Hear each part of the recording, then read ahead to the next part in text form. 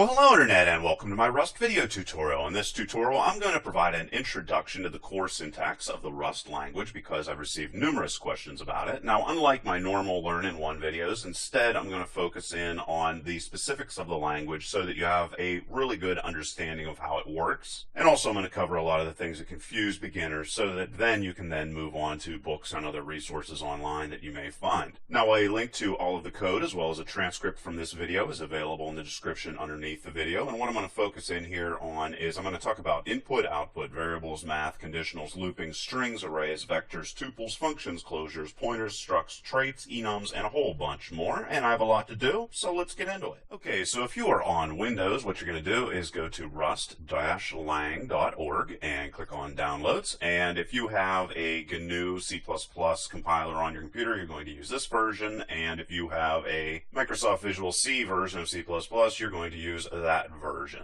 And basically you just click on that, click next a whole bunch of times, and there you go, you're ready to use Rust on your computer, and everything else in this tutorial is going to work on Macs as well as on Linux and also Windows machines. Now, if you are on a Mac or Linux-based machine, you're going to install Rust more than likely like this. You're just going to copy and paste this line of text directly inside of your terminal and then hit enter, and that is going to install Rust for you. And of course, like I said, I have this in the description so you can just copy and paste to make sure you get that installed properly. And I'm going to be using the Atom text editor here to edit. It's free and it's exactly the same on every operating system, so that's why I'm using it. And I want to show you how you can come in here and install a package. It's going to make it easy for you to use Rust. You're just going to go Packages, Command Palette, and Toggle. Install inside of here, and you're going to click on Install Packages and Themes. And then inside of this guy, you're going to type in Atom-language-Rust and hit enter, and you're going to see that Atom Language Rust shows up here, and there's going to be a little install button. Just click on that and it will be installed, and then you'll be able to easily program Rust applications inside of Atom. Alright, so now that we have that set up, let's start writing some code. Now, the very first thing that I'm going to do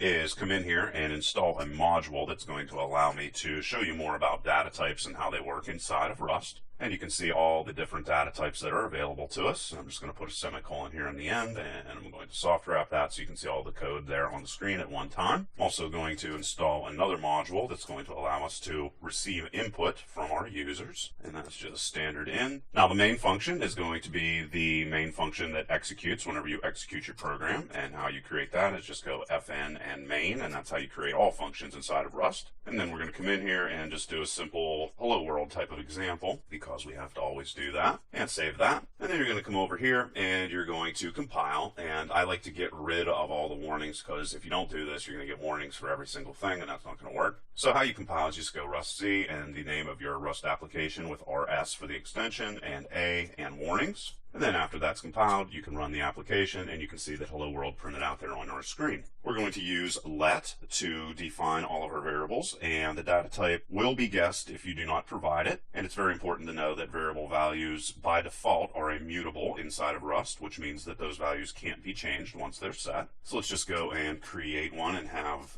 the Rust compiler go and automatically figure out what type of data type that is. That's just a basic integer. You could, of course, come in here and not only make a variable that is mutable, which means that the value can change, but you can also come in and define the data type for that value or for that variable. And I showed you before all the different primitive data types that you have inside of Rust. There's just a list. These are integers, 8-bit, 16-bit, 32. This is going to be an integer based off the buffer size on your computer. This is going to be unsigned. This is going to be a 32-bit float, which just means a number with a decimal place. And we'll be using all of those as this continues. And just so you know what sizes you can keep in all these different data types, I'm going to come in here and go print line. And if we want to get to the maximum number we can store in an 8-bit integer, we just go like this with max at the end, and this value is going to be transposed right here between these two curly brackets. If we compile and execute that, you can see those numbers are quite large, so let's zoom out here. Max 8-bit integer, and that's 127, negative 128 is the minimum, and you can see so forth and so on how big these numbers get inside of Rust. So that's just a basic idea of the types and how large those different data types can be inside of Rust. We're also not only going to be able to use those different data types, we're also going to be able to use booleans. So we can do something like, is it true? and say that we want this to be a Boolean, and we could either store true or false inside of Booleans, of course. We're also going to be able to store individual characters. So let's say I wanted to store the letter X inside of here. I can define that that's a character, and that is going to have the value of X, of course. And like I said before, we're able to place variables inside of our output, just like you saw previously, by just going I am and throw curly brackets inside of there, years old. And then right here, we're going to be able to go age and get that value right there. And there you can see, hello world QMAC, and I am 40 years old, and with age transposed directly inside of the output. Another thing that's important to know is we'll actually be able to set the values for multiple different values or variables inside of Rust, and also the variable names are going to start with letters, and they're going to be able to contain letters and underscores. And normally these variables are going to be separated with an underscore. That's common practice. You don't actually get an error if you don't do that. And I can come in here and assign two variable values just like that. So there's a brief overview of variables. We'll be doing more with them. Now I want to focus in on some other ways you can output your data. Now you're going to be able to place multiple different pieces of information and in different ways inside Rust. So let's come in here and do something like it is curly brackets, throw a 0 inside of there, that, curly brackets again, is, and throw that 0 there, and then we'll throw is it true inside of there, and let X, and we'll go and get those variables and throw those back in there. And then we're going to be able to run that. You're going to see right here, it is true, and it got to that true value from this guy right here. And then it also used true right there. So we're able to use indexes to load the different data over and over again for our output. We're also going to be able to output or change our output in multiple different ways. So let's come in here and let's say that we want only 2 decimal places to show up for data that we want to output on our screen. We could do 1.234 and provide 3 and just get 2 in exchange. Now let's go into a couple other different things here. We're also going to be able to output binary, hexadecimal, and float information. Just go binary and :B is going to get our binary data output, and hexadecimal is going to, if we throw a lowercase x, it's going to provide lowercase hexadecimal numbers, and then octal as well, or base 8, and we'll just do lowercase there, and we'll get the value for 10 in these different number bases. And there you can see exactly how those all print out right there. In regards to other ways we can edit or format our output, we're also going to be able to use named arguments as well as define white space with our data. So let's come in here, and inside the curly brackets, of course, we can put a named argument inside of here, and then we can define how much white space we want to put inside of there, and then outside of here, define our named arguments with our white space. And also we'd be able to pad our output with zeros if we'd like. Again, I'm just going to use the same named argument that I used previously, except I'm going to say I want to pad with zeros this time. And if we check our output, you can see right there how the white space was put previous to this, and here you can see where the zeros were transposed inside of there instead. So there's some ways that we can mess around with our data. Now let's look at some different math functions that are available to us inside of Rust. Now we're going to have all the basic mathematical functions that you're used to, so we'll be able, of course, to do addition inside of here, and then we just go 5 plus 4 outside of that. Likewise, we'd be able to do subtraction, multiplication, division, as well as modulus, which is going to give us the remainder of a division. And there you can see are all those answers to those basic mathematical functions that we have. Let's come in here and define another. This is going to be a mutable variable. And let's make it -4. Now you can define these data types in a couple different ways. Let's just make this -4 and say it's going to be a 32-bit int, like that. We could then, of course, come in here and output that information. Let's say we wanted to get the absolute value of -4. We could then put in our variable inside of there and then get the absolute value by finishing the variable with the actual function name. And you can see right there how that works. We could also come in and define the variable just like this and the data type along with it. And you can see right here, we can get 4 to the power of 6. We can calculate the square root. We can calculate the cube root. Round is going to round the value depending upon if this is a 5 or a 4. So if it's a 5, it's going to round up. If it's anything less than a 5, it's going to round down. Floor is going to always round down. Ceiling is always going to round up. We can get e to the power of whatever we put inside of our exponent. We can get our natural log, our base 10 log. We can convert 2 radians with 2 radians, or 2 degrees with 2 degrees. And here we can get whichever value is the maximum value by just first putting in a value or a variable name, followed by max and the value we want to compare to it. And we can do the same thing with min. And you can see the output from all of those other different calculations. So there's a whole host of different mathematical functions we have inside of Rust. And there's more, of course, that I won't even cover here. But of course, we're going to be able to also come in here and get the sign if you'd like to do that. So we can do sign and 3.14. 4 is equal to 3.14, and this is a floating 64-bit number. And to get the sign for that, just go in there and do that. We'd be able to equally also get the cosine, tangent, arc sine, arc cosine, arc tangent, and so forth and so on. So as you can see, a whole host of different mathematical functions inside of Rust. And now I want to take a quick look at conditionals. Now, our different conditionals are going to be well aware to you. They're going to have not equal to, greater than, less than, greater than or equal to, as well as less than or equal to. And our logical operators are going to be and, or, and not. And I'm going to show you how all those work here. So let's go and create a variable first, and let's just call this age old is equal to 6. And we can use our if statements here to say age old, and if it is equal to 5 in that situation, we are going to output some information on the screen that is going to say go to kindergarten. Else if is quite simple. We're just going to use else if, nothing funky here like in other languages. And here we'll compare a couple different values using the logical operator. So we'll say age old is greater than 5, and then we'll throw and inside of here. Of course, both of these conditions are going to have to be true for this to come back as true. So we'll say less than or equal to 18. And in this situation, we're going to perform a little bit of math. So we'll say go to and change this to grade, and then follow that up with that. And then we can come in and go age old minus 5, and that's going to get us whatever the grade the person should go to. And we could also come in here and go age old and do another one. We'll say something like less than or equal to 25, and I'm just using this as an example, of course. I'm not saying somebody couldn't go to school if they were in a different age group, obviously. And then we could say go to college. And then finally, of course, we're going to be able to say else. And here we'll just say do what you want. And you can see go to grade 1 pops back. Now let's demonstrate some of the other different options we have for conditions. Let's use the not operator. And that is just going to convert all of our trues to falses and all our falses to trues. And just go like this, and true. Also, let's demonstrate the or operator. And this is just going to say true, false, and if one of them is going to be true, then it's going to give a result of true. And we can just perform that operation outside of here. And then finally, let's come in and do the not equals to. True, not equal to, false. And likewise, we can say true,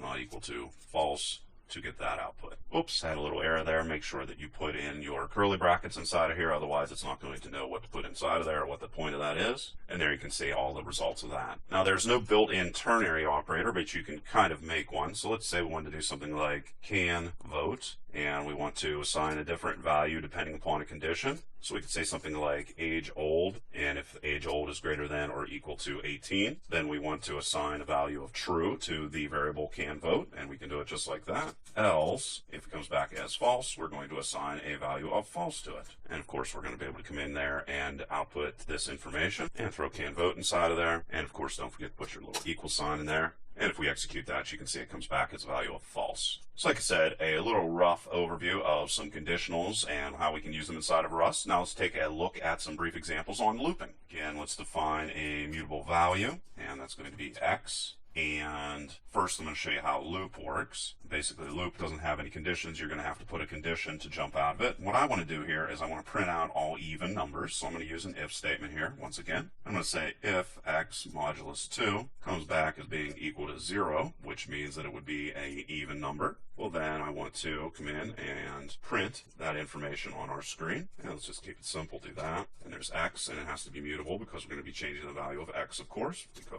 And one way you can, sort of a shortcut way you can increment the value of x is to do that right there. And then if I would no longer want to check anything, I can go continue. And what this is going to do is obviously increment x because I did it right there. And then this is going to jump and skip everything that follows after here and jump back to the top of the loop and check the value again. Now, how are we going to check these values? Well, first we checked if it was even or not. Now what we're going to do is figure out how we're going to jump out of this loop altogether. And I'm going to say if x at some point is greater than 10, well, I want to jump completely out of the loop, and break is going to do that for us. And otherwise we're going to come down here and we're going to increment the value of x. Also, you can decrement the values in exactly the same way. And we can go and do a continue once again. And if we run that, you can see we printed out only the even numbers right there. We're also going to have while loops. Let's go and create another one here, and let's just call this y is equal to 1. And while loops are going to work in a similar fashion, except you're going to put the condition directly right after y. So I'm going to say while y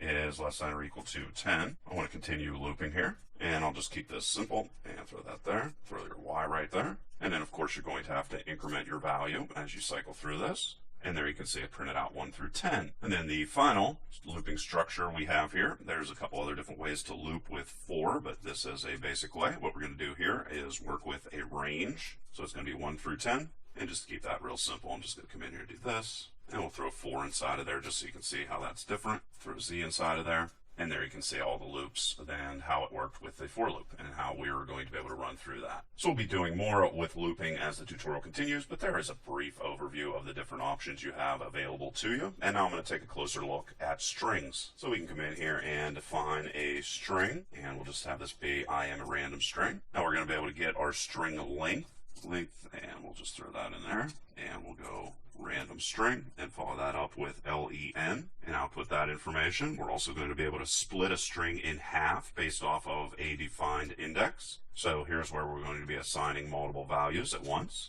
So we'll say first and second, and then we'll go random string, and then we'll say that we want to split at a specific index, which is going to be 6, and then we'll be able to output that information. So we'll just say something like first, and then second, and then first and second inside of here. And there you can see how those split out and exactly how they're lining up. And the reason that extra space is inside of there is because the extra space is inside of the string itself. We're also going to be able to create an iterator for our string. So let's go and call this count is equal to random string characters and count those characters. And then we'll go and create a mutable. Characters is going to be equal to random string characters. And then go create another mutable to get our individual characters. And how we're going to get each individual character is by saying next each time. So we want to call next every time we want to get in the next character. We're going to use a loop here. Then we're going to use something called match, which is very similar to switch inside of other languages. And basically what we're going to do here is this is going to return either sum followed with an actual value.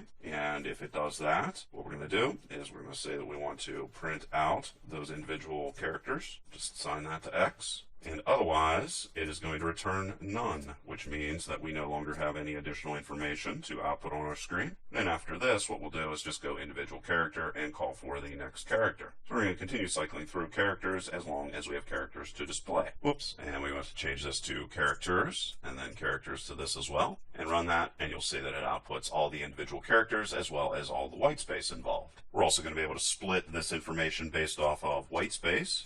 So let's go and create another iterator, and we'll go random string, and to split it white space, we go split white space. We'll go and create another mutable, which is going to be each individual word that we want, and then we'll go iterate next. And again, we will create a looping structure here to cycle through this. We're going to use match again. So this is going to allow us to cycle through this information. Once again, sum with the individual word that we're going to be using here is going to be returned. And then we can say that we want to output that on the screen, or it's going to return none, which means that we don't have any more words to work with. And let's throw a comma inside of there. And then otherwise, we're going to go individual word and say that we want the next word. And throw that outside of that match block. Oops. And change this to white space. Sorry about that. And run it. And now you can see it outputted all the individual words. We're also going to be able to iterate over lines of a string. So let's go and create one here. We'll just call this random string 2. And here what we're going to do is we're going to be outputting the lines, and we're going to separate those using a new line. So let's go mutable lines is equal to, this is going to be random string 2, and we'll call lines to get those individual lines of text, and to get our individual line, just go like this, and again we're going to do the same thing, lines next, and then we're going to loop through those lines of text and then output them, and we're going to use match again, just like we did previously. So individual line this time, and just like we did previously, sum is going to return a match for us, and here we can output those individual matches. Otherwise, it's going to return none if there's no additional information to output on our screen, and if that happens, we want to break out of it. And of course, we're going to continue checking for additional lines outside of the match, but inside of the loop. And there you can see that we printed out those individual lines based off of the new line. We're also going to be able to come in here and find a string inside of a string. So let's just do something simple here. And let's say we want to find the word best inside of here. We'll just go random string 2, and we'll ask it if it contains the word best. And you can see that that comes back as true. And that is a basic overview of some ways we can work with strings. Of course, we're going to be covering them more in further examples, but now I want to show you a little bit more advanced application where we're going to receive input from the user, manipulate it, and then provide different information depending upon a numbered guessing game which we're going to create. So we're going to do a couple things here. We are first going to name our loop so that we will be able to jump out of it, and I'm going to call this outer. And this is going to be a looping structure, and it's going to start off by defining a number that is going to be the number that we want them to guess, and that's just going to be 10. I'm then going to ask them to pick a number, and then we're going to have another loop inside of here, and we're going to create a string, and we can go string new.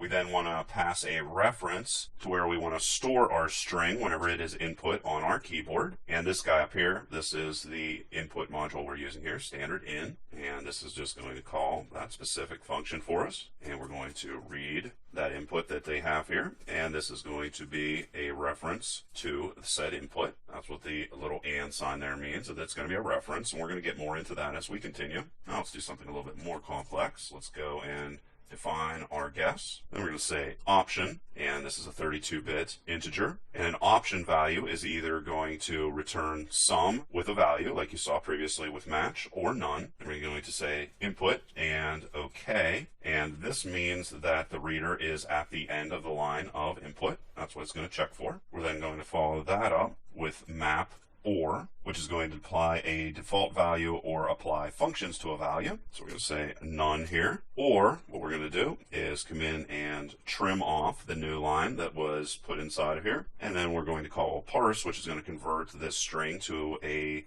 32-bit integer for us. And then there is OK again. Whoops, make sure you put the OK on the outside of that. And then after we have converted that into something we can use, we can call match and guess. And this is where the option part comes inside of here. We're going to be able to say if they don't have any information, well, we want to print a little warning that says enter a number. If they, however, did enter some information, we want to verify if it was matching our number that we wanted. We'll say if n is equal to the number we defined, that's the 10. Well, in that situation, we want to do a couple different things. We want to print out that they guessed the proper number. And then after that, we want to break completely out of our loop, which is going to be our outer loop, which we defined above. Remember, we put outer here with that loop, so we're going to jump completely out of the looping structure. And then let's cover some other potential issues. So let's say that they entered a number, but that number is going to be less than the number that we expected them to enter for us. So we're going to say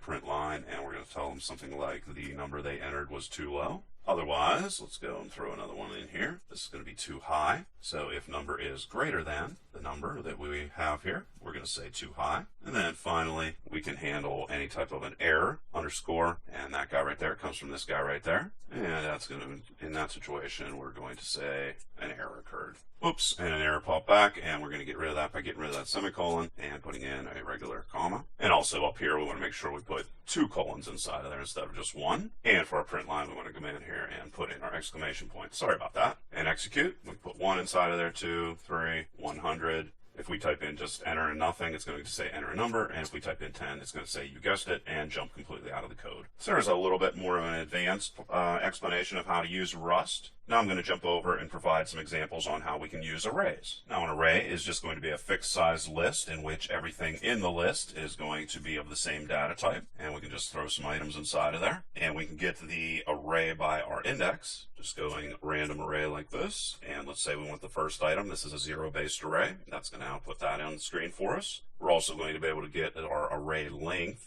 just like we did previously, just by coming in here and going len. And also, let's show you how to get a slice of an array. So for example, let's say we wanted to get the second 2 items in our array. Let's just go second 2. If we want to output an array, we're going to have to use this little guy right here, that colon with a question mark, and that's used for debugging this information. And here, we are going to get a reference to our array, and then define a range we want. So we want the second 2, so we're going to say we want to start at index 1, and then go up to 3. And if we execute that, you can see right here that 1 is going to come back because we said we want the 0 index, and there's 1, length, there's 3 elements, and then right here we were able to get 2 and 3 by saying that we wanted the second 2 items inside of our array. So that's just the basics of arrays, and I leave it to you to go and check out the different functions that are available with arrays inside of Rust. There are a bunch of them. But I also want to focus in here now on vectors. Now, unlike arrays, a vector is going to be able to grow in size. So let's go and create a vector here. How we define them is go vec like that,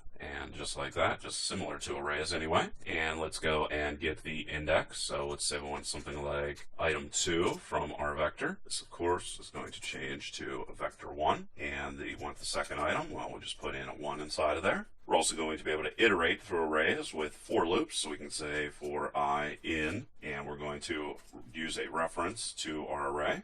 We're going to get more into how these references are used and why they're used. Just know that we're going to use those when we are not using primitive values, and primitive values are all these guys up here. Let's go and create this, and let's go and output vect colon, and I is going to get all those individual values. We don't need to do anything else with it. And we're also going to be able to push items onto our array, push items onto the end of our array, just by saying push and 6, and then we're going to be able to pop items off of our array or delete them from the end just by going pop. And let's get rid of this stray quote we have right there and run that, and you can see exactly how we're able to work with and cycle through vectors. All right, so there's a brief overview of vectors. Now let's take a look at tuples. Basically, tuples are fixed-sized lists of many different types, and instead of indexes, they are going to use keys, and you've probably seen them in other languages. So we'll say random tuple, and we'll say Derek, and 40. You could also come in and define the data types that you want to use for your tuple. Let's go and create a new one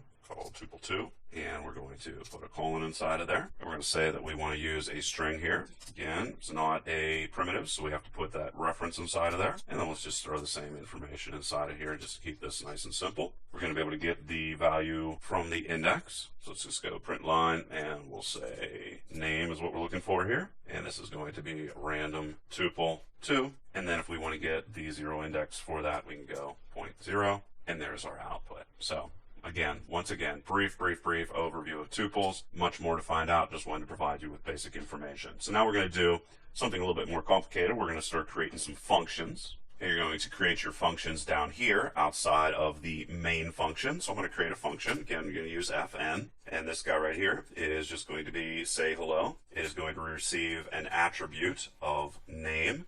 And you're going to have to define what type of attribute that's going to be. It's going to be a string. Again, it's not a primitive, so we're going to use a reference here. And this guy's just going to print out hello, followed by whatever name you passed inside of here. So we'll just throw name inside of there. And then we can call that just by saying say hello inside of the main function. And then we'll throw Derek inside of there. And when we execute, hello Derek pops back. So let's do something a little bit more complicated. Let's say that we want to receive 2 values and return 1 value. We're going to add these values. So we'll call this get sum, and we're going to get number 1. Again, we have to define what it is, 32-bit int, and num2, and this is going to be a 32-bit int as well. Going to then define what value you're going to be returning, which is going to be a 32-bit integer. And if you do not put a semicolon at the end of your function, this is going to be the value that you automatically return. So you don't always need to use return, but you can use return, as you'll see here in a moment. And then we'll be able to come in here and perform this addition. So let's say 5 plus 4 is equal to, and we can call our function upside here. So we'll say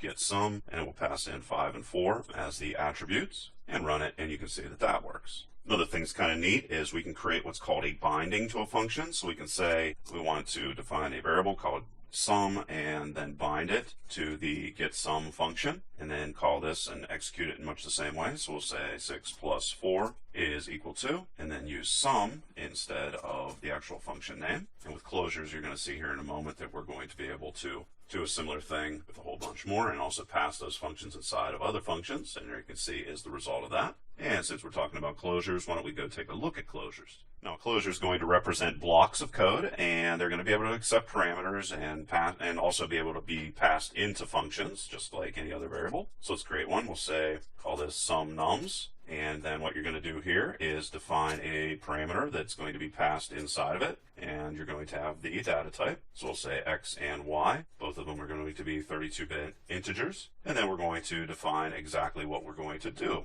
with those 2 values as they're passed in. We're then going to be able to come in and let's say 7 plus 8 is equal to, and then we can do sum nums and pass in 7 and 8, and that's going to perform that calculation for us. As you can see right there, do something a little bit more complicated. Another thing that's kind of neat is we're going to be able to access variables that are outside of the closures. You can try doing this with functions and see that you're not able to do that, but with closures you can. So let's go and create a 10 variable here, and then create a closure that is going to receive a value of x, 32-bit integer, and it's just going to add whatever value was passed inside of there to num10, which is the variable that lies outside of the closure. And then we'll be able to come in and say 5 plus 10 is equal to, and then call our closure right here. So add 10 and pass 5 inside of there. And if we run it, you can see that that indeed works as well. So basic overview of closures. Now I'm going to talk more about ownership as well as pointers and why we have to use references. So basically there's only going to be one binding for each resource that we have. And when I say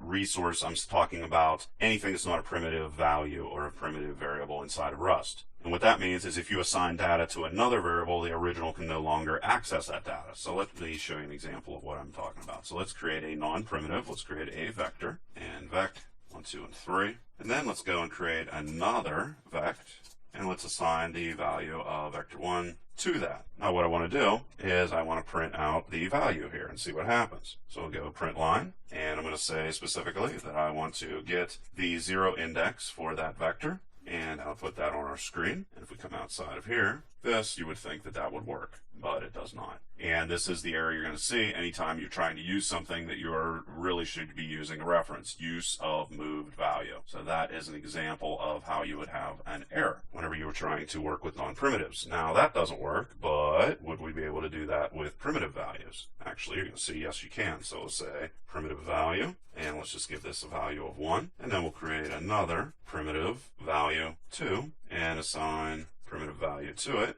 and now try to print that information out. So we'll say prim value and then call prim value. And if you run it, you can see that you can access that. So primitive values you can access, but you're not going to be able to do that with vectors and anything. It's not a primitive value. So now what I want to do is come down here and create a function that's going to sum all the values of a vector. So we're going to say sum vex, and then we're going to call it v1, and we're going to define that it is a vector by putting our reference sign inside of there. And it's going to contain 32-bit values, and then it is going to return a 32-bit integer, and then we're going to define the sum of all those different values, and we're going to do that by creating an iterator that's going to cycle through all those different values. We're then going to call fold, and fold is an iterator adapter that's going to apply a function to all the values in this situation to our vector, and it's going to take an initial value, and that's going to be 0, and then it's going to contain a closure, which is going to receive an accumulator and an actual element. So we'll say mutable sum is what we're going to be working with here, reference to x, and then the closure is going to be sum, and we're going to add all the incremental values of x as it cycles through our vector and store those in sum. And then, like I said before, you are able to use return inside of Rust, and we're going to return that sum. Now, if we want to call this function up here, we're going to pass a reference to our vector. So we'll say print line, and we can say sum of vect, and then inside of this, we're going to say sum vex is the function we want to work with, and we're going to pass a reference to our vector, which is going to be perfectly fine, and this is going to be vector 2. So let's come in here and define that. Let vector 2 is equal to, and also we can come in here and pass this value inside of a print line statement. Let's just call this vect. Again, for debugging reasons, we're going to use the colon and the question mark and call vector 2. And you can see right here that not only were we able to pass that vector inside of the function, and also we were able to still print it out thereafter. So that's how we use references to pass data between different variables as well as different functions. So now let's take a look at structs. Now structs are going to be used to create custom data types. So let's say that we wanted to create, again, we're going to do this outside of main. Let's say we want to define a circle data type that's going to be custom to us. And let's say we want to have an X point inside of it. We're going to have to define what type of data type. Also, we're going to have a Y, again, different type of data type. And then we'll have a radius because that's important with our circles and with some calculations we're going to be performing with our circles. So there we go. We created that. Now I'm going to show you a couple different ways to create functions that are going to be tied to our structs. The one way we can do it, which isn't considered to be the best way, is we can go and actually define a function directly, And again, we're going to be passing in a circle reference. And in this situation, we are going to be passing back 64-bit float. And to get that radius, for example, we just go circle radius, and that's going to return it to us. However, it's recommended that we define structs with the implementation operator instead, and that is IMPL. And we're going to say circle here, and then inside of it, define our function. So let's say we want a function that's just going to get the value of x. We could do so. We're going to have self here, which is going to be a reference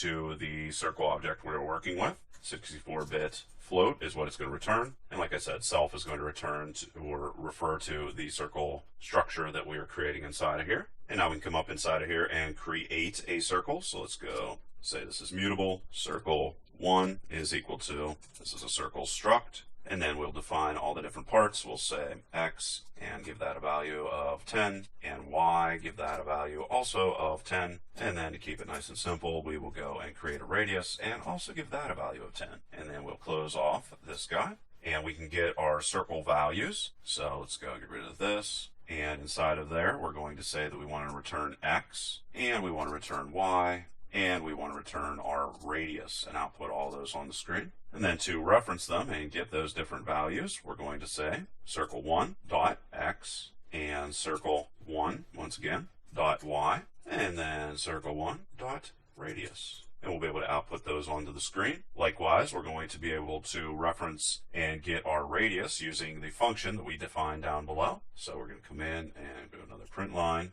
and say that we want to get our, say, circle radius. And then if we want to call that function directly, we can go get radius and then pass in a reference to the actual circle, and that'll return that to us. And likewise, we will be able to use the implementation function we created. And here we're just going to say circle x is the value we want to work with. And what we want to get out of it, we're going to say circle 1 and get x is the function we're specifically going to call. Compile and run. And you can see that we were able to get the radius and also get the value of x, and the different ways we were able to get that, either by defining this function directly or by using the implementation option that's available to us. Now we're going to also be able to use something called traits, which is going to define functionality that a type is going to provide. So let's come in here and let's create another struct, and this guy is going to be a rectangle, and a rectangle is going to have a height, which again, 64-bit float, and a width, which is also going to be a 64-bit float. And you're going to use traits much like you use interfaces in other languages. So let's say that we want to calculate the area for both rectangles as well as circles. We're going to say has area, and then we're going to define a function, area. It's going to receive the struct we're going to be working with here, our custom data type, and it's going to return a 64-bit result to us. And now we can implement that has interface for both of our structs. So we'll say implement has area for circle, and then define the exact way that the circles are going to implement this. So it's going to be past that object itself. It's going to return a 64-bit value, of course, and we'll just go 3.14159 and self radius times self radius is going to be the return value. And then similarly, we're going to do the same thing for our rectangle structs as area. So this is going to be rectangle. And then of course this is completely different. Here we'll say self and height times self width. Save that, and now we can come up here inside of main and play around with these different guys. So if we want to calculate our circle area, go in here and we'll say circle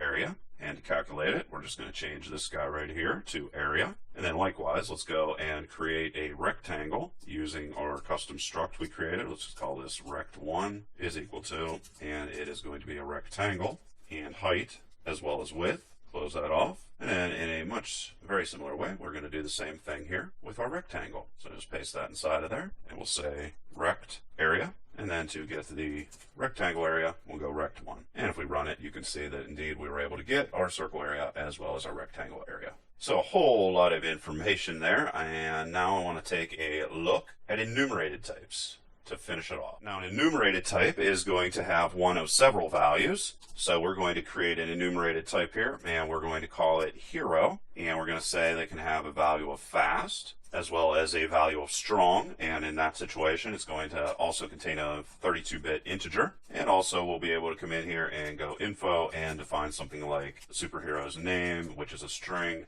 and the secret identity for our superhero, which is also going to be a string. We're then going to be able to define functions to work with these. So let's say we want to do something like get info, and this is going to receive a hero. We're going to use match again to perform different output depending upon what type of information we are receiving here. So we're going to say if we receive hero with fast, what we're going to say is we want to print some information out on our screen, and specifically we're just going to print the word fast out. Otherwise, if we receive hero with a strong attribute, we're going to get that value of I and use it in our output. So print line, and we'll say something like lifts whatever number of tons. Or if we're using info, we're going to get the name as well as the secret identity for our hero, and we're going to print that different information out here on the screen, and then get the name and the secret identity for our hero. Throw in that little colon there, and now we'll be able to jump up inside of main and actually define these guys. So let's define the Hulk, and he is going to be a hero that is going to be strong. Now remember, it receives an integer, so there that is. Could also come in and go Quicksilver, and he's going to be a hero that is going to be fast. And then finally, we can go and define Spider-Man and give away his secret identity with info. And here we'll pass in name, which is going to be his personal or his name, whatever, his superhero name. And we're going to have to, however, convert this from a string literal into a regular string. And to do that, we go to owned. And then likewise, we can come in and go and define his secret identity, which is going to be Peter Parker, to owned, close that off. And then we'll be able to call our getInfo function that we defined, pass in Hulk, and also get info, and pass in Spider-Man to see the different results we get. And whoops, put tons right here. And it's supposed to be outside of that area. So we'll just go like this, get rid of that, and throw tons inside of there. And if we run it, you can see that the Hulk is going to lift 100 tons and Spider-Man is Peter Parker. So there you go, guys. That is a rough overview of Rust, an introduction anyway. Hope it helps a lot of guys out there because I know there are no books on Rust and the documentation is considered kind of weak. So hopefully I helped you guys out there understand the language better so you can move on from here. And like always, please leave your questions and comments below. Otherwise, till next time.